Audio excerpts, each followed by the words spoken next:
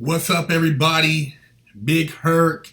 You here with Prison Talk Live, episode 27. Hope y'all had a great weekend. I know it was a hot one out here in Cali. You gotta have the AC going, you know what I'm saying? Trying to stay cool and not dehydrate. But anyways, man, we love y'all fans. We've been running across a lot of fans here lately. If you haven't told your people to subscribe to our channel, make sure you do. Fresh Out Life After Penitentiary. I know a lot of you guys watch the show, but you haven't subscribed, so make sure you subscribe to the show. Also, make sure you check out our Instagram, which is Fresh Out Series, at Twitter and at Instagram. Fresh Out Series, also SoundCloud. If you have any questions, feel free to hit us up at freshoutseries@gmail.com. Also, check out our website, www.freshoutseries.com. We got some cool apparel on there. We got t-shirts, hats, and we got a new shirt coming out. I don't know if you guys have seen that. It's the Coochie Assassin t-shirts. You know, summer's coming up. You know, you got some cheeks peeking out underneath there. You know, we got the Coochie Assassin.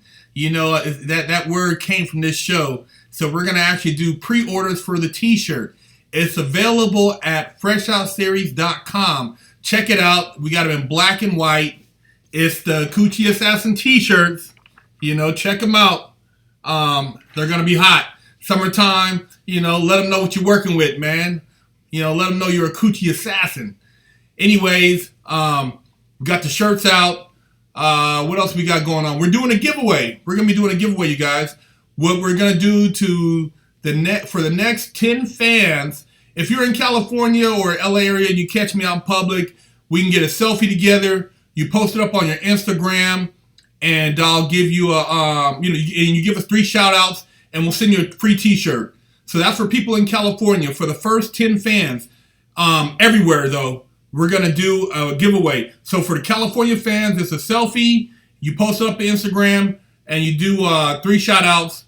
For the fans that don't live in California, that are out of the country, what you can do with any of the Fresh Out posts on Instagram, Fresh Out Series on Instagram and on Twitter, you can do 3 reposts of any of our original posts and send us an email confirmation, and we will send you a free t-shirt. Now, that's going down for fans across the world. You can go on our Fresh Out Series, Instagram and Twitter, and subscribe, and basically repost one of our posts 3 times, and we'll send you a free t-shirt. And that's to the first 10 fans who act upon this opportunity. So we want to give a little fan appreciation. So we want to throw the giveaways out there, and hopefully you guys, you come up on a free t-shirt. Other than that, we still got the Patreon, patreon.com. We got some cooking going on there. We're working on some other stuff to get going for you guys. It's just been pretty busy with some of the stuff we have going on. Today's prison talk, we want to talk about the 6 inmates from Georgia that saved the guard's life. Polk County, Georgia. Now, let me show y'all. These are the guys. They saved a guard's life. They were out working detail at a cemetery, and the guard that was supervising them passed out in the heat. And these guys went to his aid and basically called 911 and took off his vest so he could get some air until the ambulance people came and kept him from dying. So each one of these guys, they were non-violent offenders, and they all have their sentences reduced as a result. Some of them even with time served. So these guys are actually getting out early for saving a guard's life. Pretty serious shit. So what would you have done in that situation? You're doing time, maybe, like I said, nonviolent offense, maybe it's just some bullshit, maybe a drug charge, or I don't know, maybe I don't know what else is nonviolent, man, drugs or credit card fraud or something like that, and you know, you were there and you had an opportunity. These guys could have ran, but they weren't doing a lot of time. They already had pretty much an open detail, so they chose to help the sheriff. So yeah, what would you have done? If they ran away, would you split their wigs? You know, it's funny you said that. I wouldn't, you know, if you a situation like that, man. I mean, dude, you're about to go home. You ain't gonna put yourself in a worse predicament. I think these guys did the right thing, man. You know what I mean? And yeah, but you know, who's this guy? Frank McClure. You sound like you sound like you got a dick in your mouth. He said a comment, something about being gay. You know, we get trolls on him from time to time, but I like to blast the ass. So Frank McClure, I just removed your comment, but you got a dick in your mouth. You know what I'm saying? Hope that dick tastes real good with that Alka-Seltzer. Anyways, yeah, man. Somebody said, you know, at the end of the day, you know, everybody's human, gangster or not. Yeah, good. That's a good point. You know what I'm saying? Somebody said, does it matter the race of the guard? I don't think it really matters. I mean, if you look at the guys doing detail in Georgia, it's black and white guys. You know, it wasn't a racial thing. You know, everybody participated. So, you know, sometimes you got to use better judgment in situations. And, you know, in a situation like this, it's different than being in the USP and there's a riot and, you know, some shit jumps off. You know, at that point, you're trying to fight for your life. But a situation like this, you know, these guys, I think they made a wise decision. David Small said he would have done the same thing just because it's the right thing to do. True that, man. You know what I mean? It is the right thing to do. I mean, if you see somebody on the street and, you know, they look like they're dying, I mean, are you going to drive by or are you going to pull over to see if you can help them? Somebody said I would have took the guard's wallet and got some burgers as a homie saved them. You would have got some burgers, huh? They ended up having a pizza party from the family of the guard they saved. So they got some, you know, some goodies out of it. And like I said, if you can get time served in a situation like that, I think it's a great thing. Somebody said I would have done the same. I'm pretty sure they were friends from Orlando. Yeah, I think so. I mean, I don't see why you would just let the guy die out there like that. I mean, apparently this guard, he must not have been an asshole. You know what I mean? He wasn't whooping him or nothing like that. So, you know, they felt that, hey, you know, rather than let the man die, go ahead and help his ass. Somebody says, fuck that, I want my record expunged. Yeah, that's a good one. Record expunged, you know, so I can get a decent job. You know, you ain't got the fucking felony on there. So, yeah, that would be actually something to petition for, is get your record expunged. Somebody said, what type of detail were they doing at the cemetery? It looks like they were doing maintenance around the tombstones. So they were, you know, cleaning up, doing probably like lawn, it looks like lawn maintenance.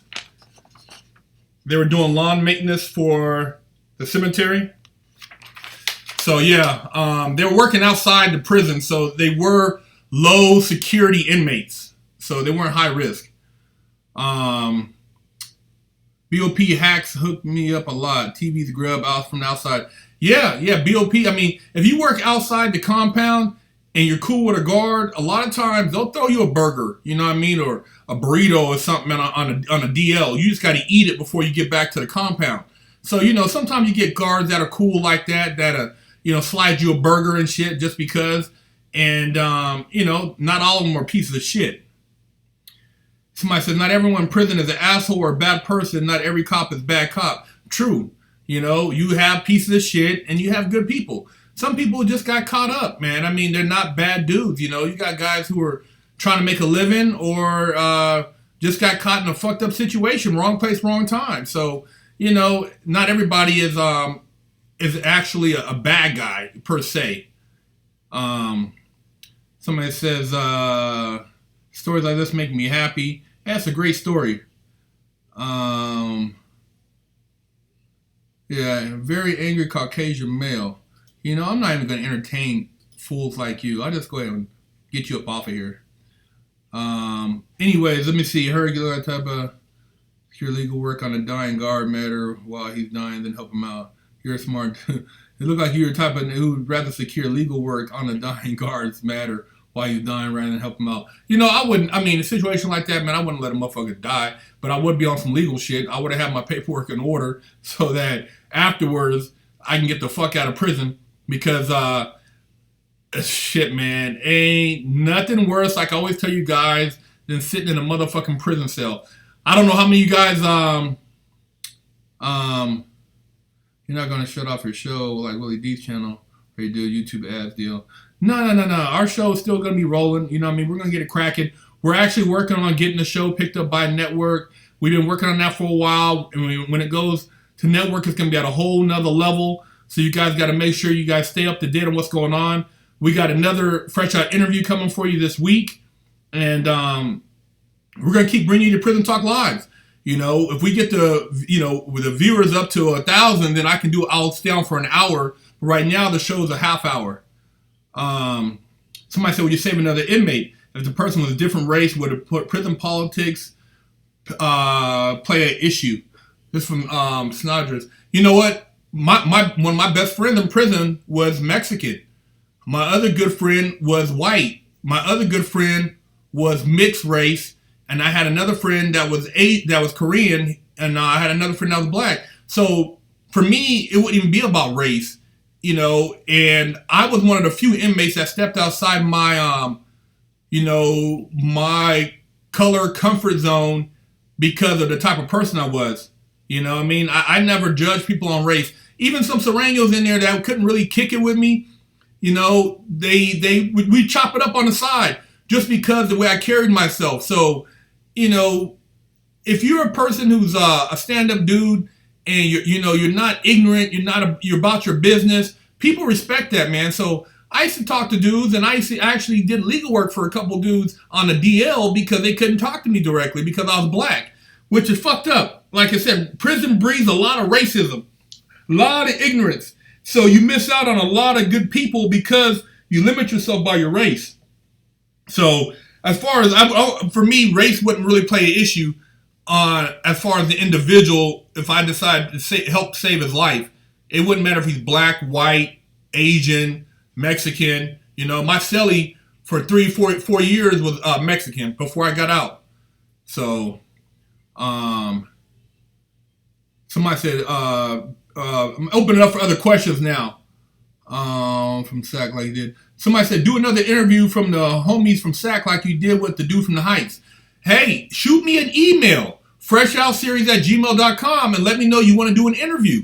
I be in SAC, usually a couple times a year, visiting family. So if you in SAC, holler at me, man. If you in the Bay Area and you can meet me in SAC, or we can meet up and you got a hell of a story, I'm down to do the interview. You know what I'm saying? It's just a matter of you guys reaching out and letting me know what's cracking.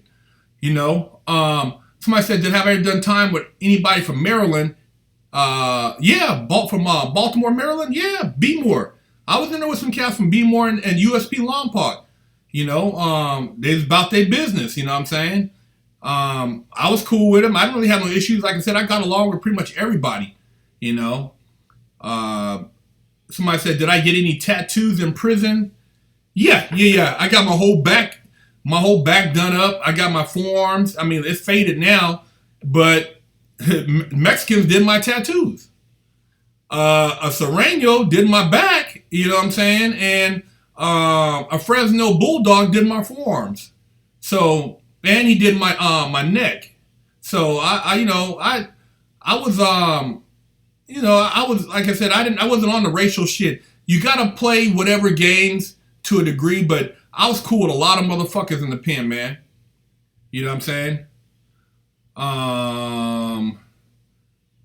This guy right here, you just go somewhere else. Just a bunch of negative shit. The trolls, bro. The trolls. It's like, man, if you have time to do something else with your time, why are you watching the show? You know what I mean? Go do something else with yourself. Do people really get their shit pushed in prison in Cali? Yeah, if they choose to. I mean, I didn't see people stepping in and actually getting their butt cheeks blown out, but it goes down. You got some people that like that shit. You know what I'm saying? But it ain't like randomly motherfucking gonna snatch your cheeks up and push your shit in. Somebody said, "What's up with the Tupac movie?" I didn't see it. You know, I'm on right now. I'm on some Power shit. I don't know who out there be watching Power, but your boy Ghost is locked up for that motherfucking murder. So I've been on some Power shit watching 50 Cent's show on Stars. So that's what I'm about. How many fights have you been in? I've been in enough. I've been in quite a few. Not a whole lot of fights in prison, but outside of prison when I was a youngster. As you get more mature, you're not running around fighting people because people are telling. You know, it ain't like it used to be where you could fight and nobody had any video of it. Nowadays, every time you do something, somebody pulls out a camera and basically you gotta snitch a digital snitch file. So, you know, when I was growing up, the motherfuckers that were really putting in work, you didn't have video of them, you didn't have pictures of them. You didn't even know, you know, these guys they moved in silence. But nowadays, everybody that wants to be a gangster is filming themselves. Basically building their own motherfucking criminal file. Like dumbasses. You know what I'm saying? So, it ain't even cool nowadays to get into with somebody. I done seen dudes where, you know, I done tried to get into with them, then they said they're gonna call the police. So, you know, it's fucked up. Somebody said, who runs the show in prison now? It depends on what prison you're at. You're in Southern California. You got a lot of Serranios on the yard. You know what I mean? You got Serranios. You probably got Blood and Crip. You go up north. You know, you got BGF. You got the Norteños. It's different. Like I said, that's the state. The feds is a different ballgame altogether because you got people from all over the country.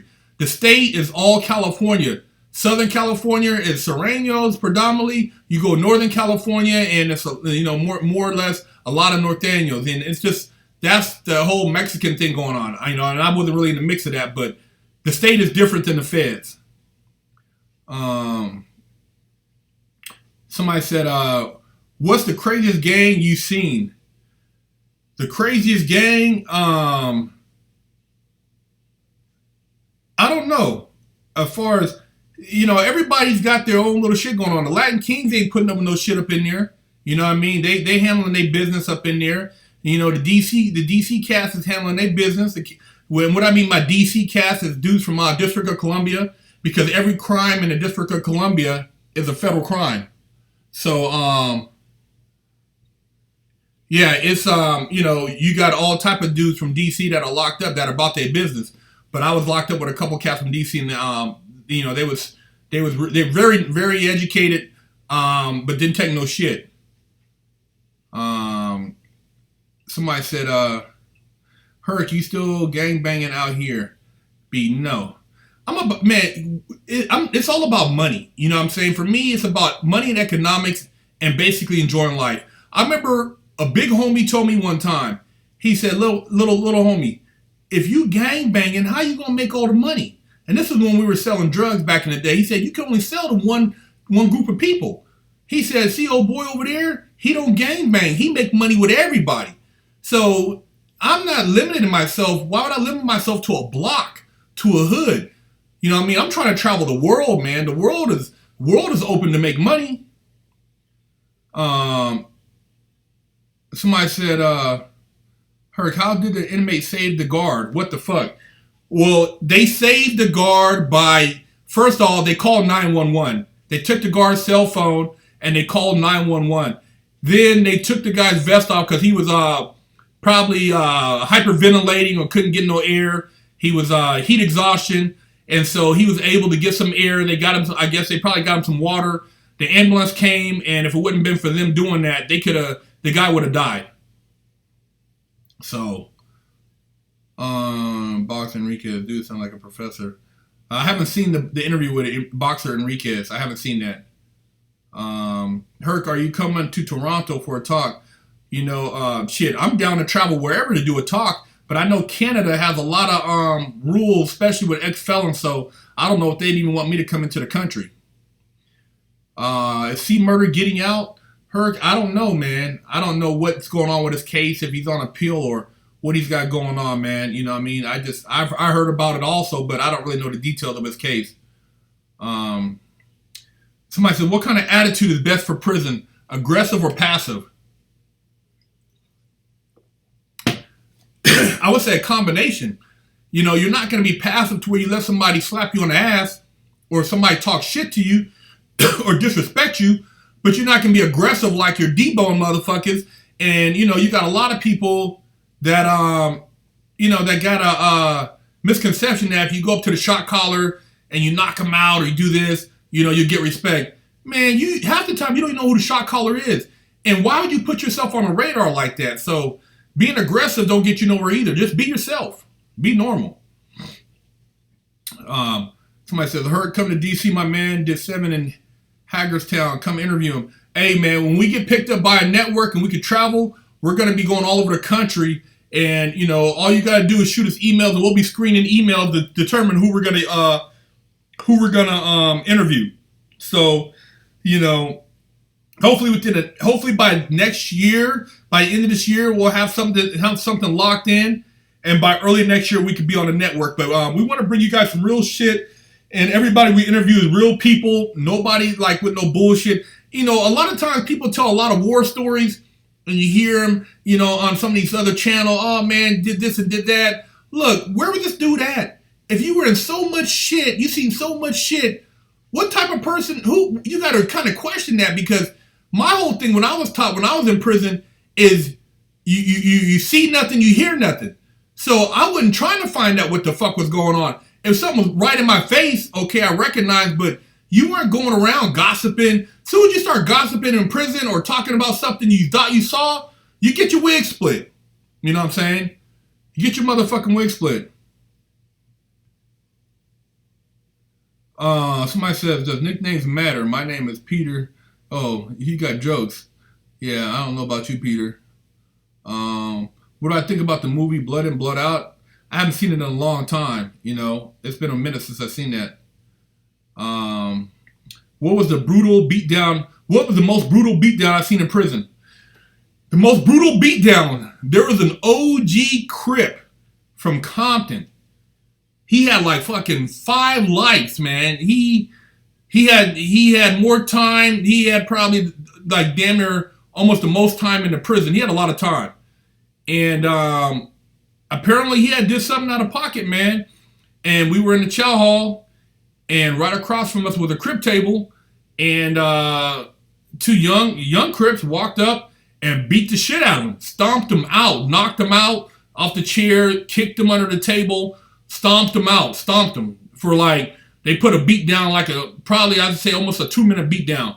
And dude just laid there. He didn't move, you know, and I just finished eating my food, and I got the fuck up out of there before they locked it down. But yeah, you know, everybody just kept eating. Nobody got up. Nobody made any noise. The guards in the front of the kitchen and in the back, they didn't even know what was going on. So that's how shit goes down at a USP. You get the beat down and the motherfucker just keep eating, you know. Somebody said, when's the next car hustle video coming? I'm going to do a car hustle on, check out my other YouTube, Big Herc 916. I got car stuff on there all day. You know, I'm gonna show the Chevelle on there, the 72 Chevelle. I'm gonna have the 68 Cougar on there. But that'll be on my other YouTube channel, Big Herc 916. You know, I'll do more car stuff. Just so not to try to mix everything up on the Fresh Out channel. So that channel, I'll have some car stuff jumping off for you. Somebody said, they're still in prison. Do people automatically leave you alone? If you're in good shape in prison, you know, people assume that you got some way about yourself. So, you know, it ain't like you're going to get picked on. Even if you're a fat boy. I've seen fat boys in prison. They mind their business. They keep eating. They don't have no problems. You know what I mean? It just all matters, you know, it's all about how you carry yourself. You know what I mean? Somebody said, Big Herc, how important is it to go visit your family members in jail? Very important. Very important, man. Some people could lose hope when they don't have family members that, you know, when they don't think nobody cares about them. You know, trying to make sure that, you know, that person doesn't go off the deep end a visit can change their life. Unfortunately, I didn't get any visits because of whatever the way the situation was, but I use that to fuel my fire to be successful on the street. But visiting family members is very important, Were you ever in the feds with any BMF guys? No, I wasn't with any BMF guys. I got out in 2008. I'm not sure when the guys from BMF started catching their cases, but like I said, majority of my time was in California in the federal institutions out here, so I didn't run across anybody from BMF. Somebody said, you might gonna come to Chicago. Hopefully, in the near future, I would love to come out there and, do some talks and shit, talk to the youngsters, man, to the kids who are getting misled with a lot of this bullshit they're looking at, Somebody says, romper room gang. Okay, I was locked up with a couple of cats from Vallejo back in YA, back in the early 90s. So, I'm familiar with the romper room. Somebody said, terminal illness in prison. Don't know too much about that. I've seen people, that are sick up in there. And if you're real sick, they'll send you to a medical ward. But, you got a lot of people taking pills and shit up in there. What do you think about 666 and what he did? I didn't hear about what 666 did. Do I ever drink alcohol these days? I have champagne here and there, but I'm not really a drinker. I'm pretty healthy, so I'm not. Alcohol is not something really I crave. I never did. Don't smoke weed. Even though it's legal in California, I'm not into weed. I'm just into good food. Making money and enjoying life. Hanging out with the wifey. Did any gangs in prison try to force you to get down with a prison gang? No gangs tried to force me to get down. But like I said in the prison talk before, my cellie was a Norteño, and basically, because I didn't really ride with nobody, they embraced me, showed me love. So, I was able to sell up with him. And as a result, if anybody would have ran up on him, it would have caused me to have to get down and whoop that ass. So, split a wig. So I wasn't forced into any gang. But my cellmate was, he's from Northern California. He was Mexican, so, that was my partner. Did I ever meet any San Diego cats? Yeah, I met a couple cats from San Diego. I knew a couple, I ran across a couple of Serranos from San Diego. And I ran across a couple of Crips from San Diego. You ever been involved with a riot? Have I ever been involved in a riot? As far as when we first, there was a detention facility that we refused to lock down at, and basically we had a standoff with the guards, and they were threatening to start shooting gas up in there and all type of shit. So basically everybody stayed out of their cell, and because of the conditions were so fucked up, but eventually they said there was a compromise and everybody locked it down. And that was that. But as far as the actual riot, there was a riot at Long Park. I wasn't on the yard when it went down between, a couple cliques. And there was a riot at Sheridan that went down. I wasn't on the yard when that happened either, though. I was actually leaving the yard. But I've seen a few of them. And I've seen motherfuckers get stuck in the unit. I've seen shit kick off in the unit. And you just, you put your back against the wall. And if a motherfucker run up, you knock their ass off. Have I ever seen a guard and an inmate get down on one way on the cameras? If you do you keep it moving? At Long Park, the guards over there were they were motherfucking gangsters.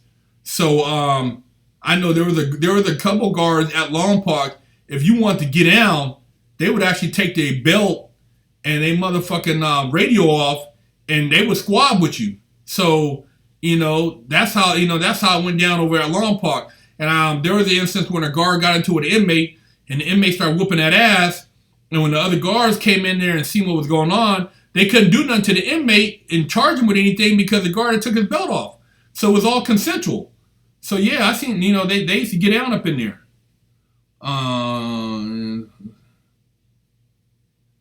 Somebody said, A lot of Moats. Do you ever meet any gangsters from Pacoima? Pacoima. No, you know what? Just at the halfway house, I ran across a cat. I think he's from Pacoima. Red. Good dude. You know what I mean? That's the only cat from Pacoima I've ran across. But yeah, I've seen guards take fades. Somebody said, do OGs get the most respect in prison? You know, it depends on how you carry. Yeah, if you're an OG and you carry yourself, you know, in a cool fashion, I mean, you know, everybody gets respect until they, you know, get disrespected, you know what I mean, or don't carry themselves in a proper fashion. But it's all the same, man. You know, mind your business and nobody will fuck with you. Do they have any zoos in prison? Not where I was at. I don't know if that's just a state or what's going on with that as far as in California, but not in the feds that I run across. What does fresh fish mean? That means you're new booty. For, you know, new to the institution, you know, you just arrived on whatever yard, so you're fresh fish, and you know you're trying to figure out what the fuck your, you know, what the program is. Who were in the porn? Did I ever meet any other inmates who were in the porn game? No. I know a couple cats that was in the porn game that's been locked up. Tony Eveready and Suave. Hopefully we get Suave on the show, do an interview. But the homie, he got out not too long ago, but he's done time. I didn't do time with him, though. Big Herc, anyone to hit a lick on you before? Not on me, but on my folks. Somebody put a little lick down, and we had to go back and, you know what I'm saying? You know how it goes. But, yeah. You know, it's fucked up. But that's when you're in the game and you're selling drugs and you're doing a lot of dirt, man. That's what happens, man. Somebody said, if Big Herc, if a black guy has his mixed kids tatted in Spanish, is this viewed as disrespect in prison? I don't really understand that comment, so I don't know. I don't know about the tattoo being disrespectful. If you have a hood on you, or you claim a city or a block and you're not from there, you know, you can get your wig split. You know what I'm saying? So it doesn't really. That's pretty much irrelevant. What would you do if you catch one of your trolls slipping?